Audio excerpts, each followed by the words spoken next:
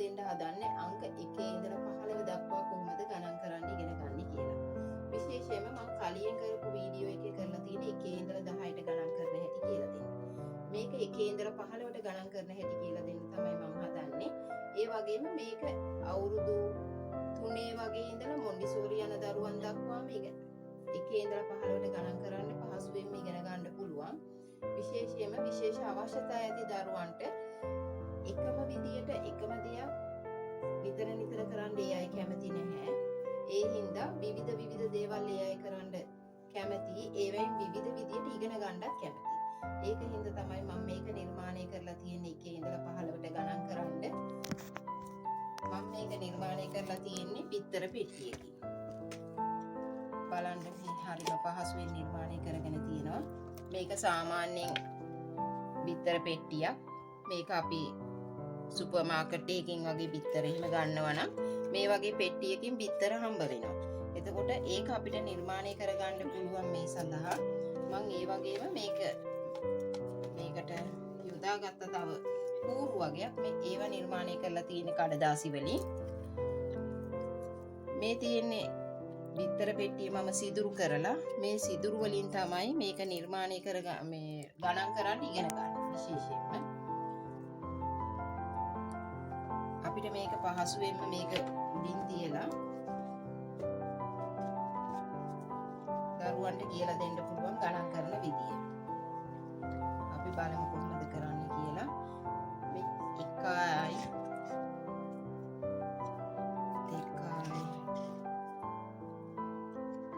4යි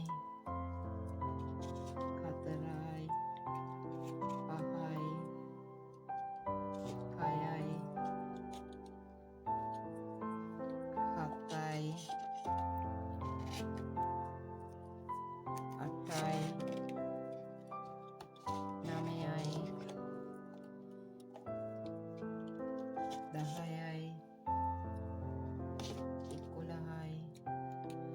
12යි 13යි 14යි 15යි. මේ වගේ තමයි ගණන් කරන්න පුරුදු කරලා තියෙන්නේ 1 ඉඳලා 15ට.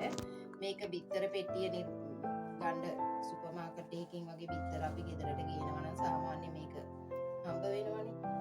ඒක හින්දා මේක පහසුවෙන්ම නිර්මාණය කරගන්න පුළුවන්. වැඩි වියදමක් දරන්න වෙන්නේ නැහැ. වියදමක් යන්නෙත් නැහැ. එතකොට මේක ඇවිල්ලා සාමාන්‍ය සපත්තු පෙට්ටියක්.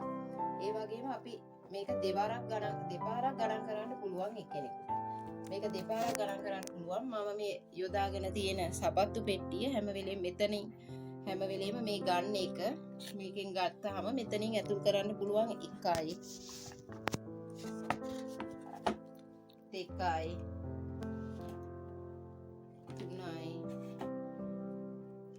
4යි 5යි 6යි 7යි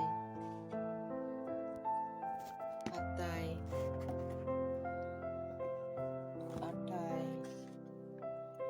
9යි 10යි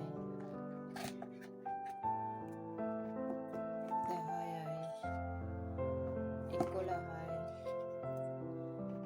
13යි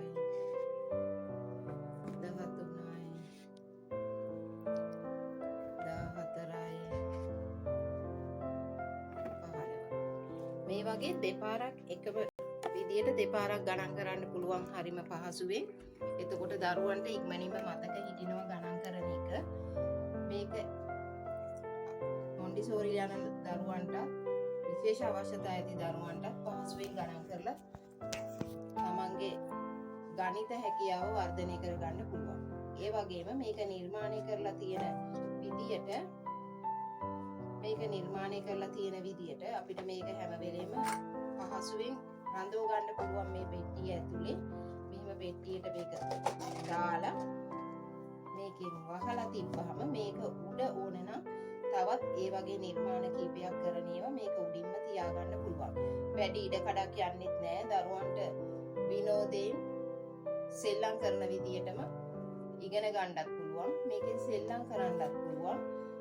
වැඩ දෙකක්ම කරන්න පුළුවන්. ඒ වගේම සෑහෙන වෙලාවක් දරුවන්ව එක තැනක රඳව ගන්නත් මේකෙදි පුළුවන්. මොකද හැම වෙලේම චලනය වෙන්න බලන දරුවෝ එක තැනක ඉඳගෙන මේ වැඩේ කරන්න හරි පහසුවෙන්ම පුරුදු වෙනවා.